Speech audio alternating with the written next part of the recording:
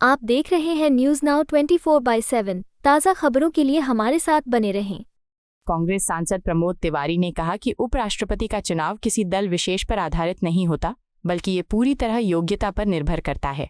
उन्होंने कहा कि हमारे उम्मीदवार बी सुदर्शन रेड्डी इस पद के लिए सबसे उपयुक्त हैं, क्योंकि वे राज्यसभा के वास्तविक सभापति के रूप में अपनी जिम्मेदारी निभाएंगे।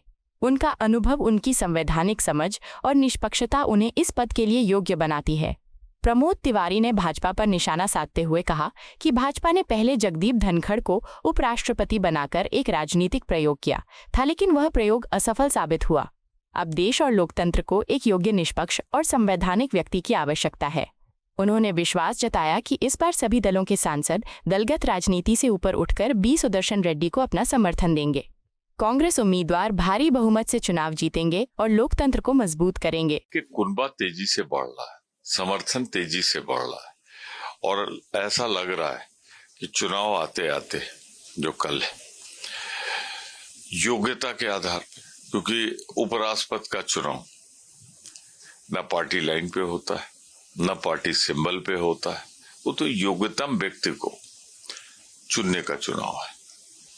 मैं पूरे भरोसे और विश्वास के साथ कह सकता हूं कि हमारे उम्मीदवार जस्टिस सुदर्शन सुप्रीम कोर्ट के जज रहे हैं, चीफ जस्टिस रहे हैं आसाम के, गोवा को लोग पाल रहे हैं, उनका सारा जीवन बीता है सामाजिक कार्यों में।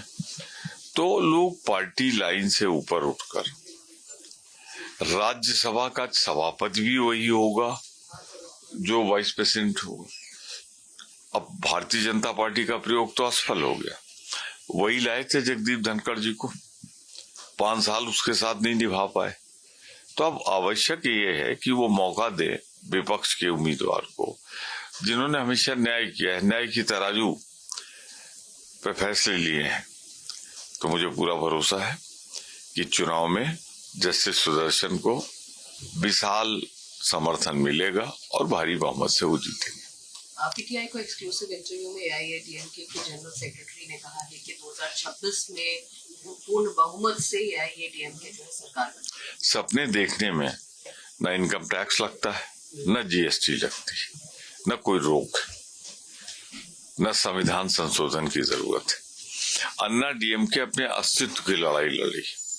अन्ना डीएमके का वजूद था जयललिता जी तक, और आप देखिए ना, जब से जयललिता जी हमारे बीच नहीं रही, मैं उन्हें श्रद्धा से याद करते हुए, ये लोग तो लूट का माल बांटने में लगे।